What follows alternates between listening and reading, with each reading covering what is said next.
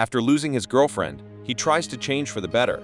He does that by flying to Portugal and meeting his other ex-girlfriend for help to get her beloved back. However, he learns a very hurtful lesson when he gets punched and imprisoned. Hardin strolls down the aisle, surrounded by the crowd gathered for what was supposed to be Tessa's wedding day. However, they never actually tied the knot. The scene shifts back to when Tessa left Hardin due to his unauthorized publication of their story. In a flashback, Hardin writes a journal for his therapy, mostly focusing on his relationship with Tessa. Despite his good intentions of sharing their story for those who might find solace in it, Tessa feels violated by the exposure. After Tessa dumps him, Hardin becomes a well-known author. Despite his persistent messages, Tessa has already moved on. Now that Tessa's gone as his muse, Hardin grapples with finding inspiration and concentrating on his work. A meeting with his Dowlish agent, Catherine, at a restaurant pushes him to produce the next bestseller within a year, or it will risk his career if he fails. Despite suggestions to extend deadlines, he rejects help and dives into a hedonistic lifestyle. Later, he believes he spots Tessa in the crowd, only to realize it's a figment of his imagination. Catherine and her friend join him in a dance, and in his mind, it transforms into a moment with Tessa. The trio heads to Hardin's apartment, where Catherine raises the topic of Tessa. Hardin hears this, so he makes his presence known because that is an awkward topic. Catherine reminds him again how important it is to deliver the book and warns him that if he doesn't give the end of the deal by the end of the year, Hardin has to pay back the advance payment. When meeting his parents, they express worries about his return to alcoholism, exacerbated by him glimpsing a photo of Tessa, who has evidently moved on. Again, reverting to alcohol and hookups, Hardin finds himself lost in darkness with no apparent way out.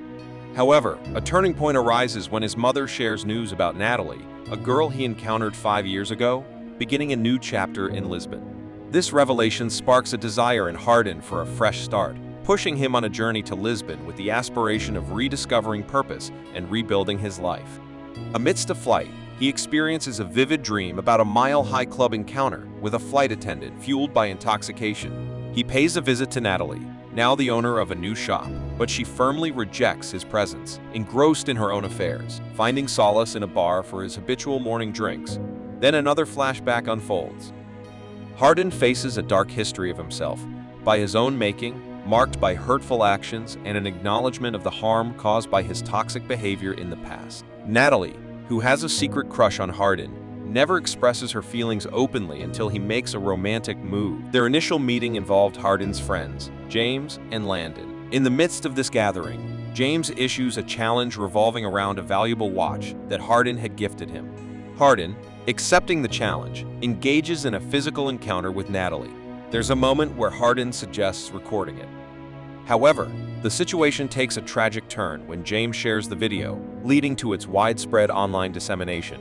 Packed bags in tow, Hardin heads to Lisbon, mentally preparing to face the consequences, fully aware that he deserves the criticism and backlash from Natalie for his actions.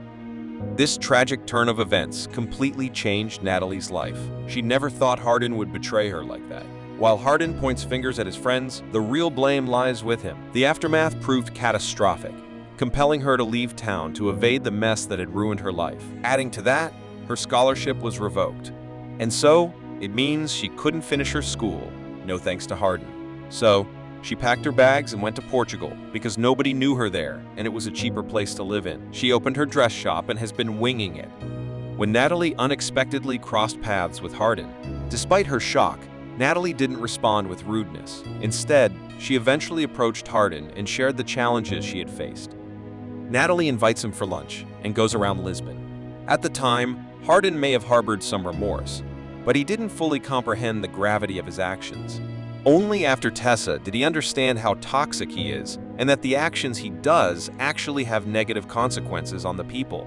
After the incident, Natalie blossomed beautifully and gracefully in contrast with Hardin, who looks more dead.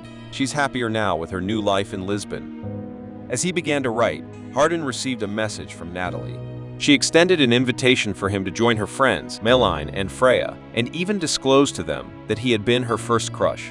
This revelation deeply touched and overwhelmed Hardin, making him realize how he had earned the affection of such an exceptional person. Yet, not everyone in Natalie's social circle greeted him warmly. Sebastian, one of her hot, tattooed friends, openly harbored a strong dislike for Hardin and made no attempt to hide it. Previously, Natalie had shared her experience with Sebastian, and upon encountering Hardin once more, Sebastian identified him as the individual accountable for the past events. Sebastian proposes a cliff diving challenge to Hardin, and despite Natalie's concerns, thinking it's a bad idea, Hardin accepts. He takes the plunge and emerges unharmed, to Sebastian's dislike. While swimming, flashbacks of Tessa flood his thoughts. Upon returning to his writing, Hardin finds himself easily distracted. Reflecting on previous conversations sparks inspiration for him to pen more sentences, even if just one. Meanwhile, Hardin persists in messaging Tessa, updating her on his self-improvement journey. Natalie presents him with a smoothie instead of Hardin's usual alcoholic drinks, and he enjoys the change. Subsequently, she invites him on a sailing trip aboard a motorboat. Hardin shares his challenges of being confined to the apartment and grappling with his second book because of writer's block caused by his separation from Tessa. Natalie expresses understanding and empathy for Tessa, having experienced a violation from the same person as Hardin. The narrative transitions into another flashback featuring Tessa on a boat. Natalie shares her aspiration of owning a coastal house to wake up to the ocean view. Sebastian approaches Hardin, insisting he should be in a cell for his actions against Natalie. This leads Hardin to bounce back to drinking again, with lots of flashbacks. While enjoying their time at the beach, Sebastian loses his temper and engages and gets into a fistfight. Hardin ends up losing, and Sebastian, along with his friends, gangs up around him and keeps beating him up. This brawl resulted in severe injuries to Hardin, leading to his arrest by the police for causing a disturbance in a public place. The situation escalates to the extent that Christian has to travel to Lisbon to secure his son's release. Conversations with his father became a pivotal moment for Hardin, motivating him to reclaim his life. Christian emphasized that Hardin's current actions will not lead to success and advised him to take one step at a time. He realizes he cannot waste his life anymore and has expressed that writing is the best skill he has got apart from drinking early in the morning. Subsequently, he receives an invitation to Landon and Nora's wedding. Hardin earnestly begins a new chapter in his life by backing off from alcohol and dedicating himself to writing with unwavering focus. Natalie shows up and presents a care package. Hardin extends his apologies to Natalie and acknowledges that Sebastian is justified in punching him. There's a moment where Natalie almost kisses Hardin, but they regain their composure, so they just become friendly again. He reaches out to his brother Landon to announce his attendance at the upcoming wedding. While in Lisbon, he shares moments with Natalie, indulging in writing and contemplation. Notably, we see that Hardin has changed. He shifts to drinking smoothies and stops wearing black.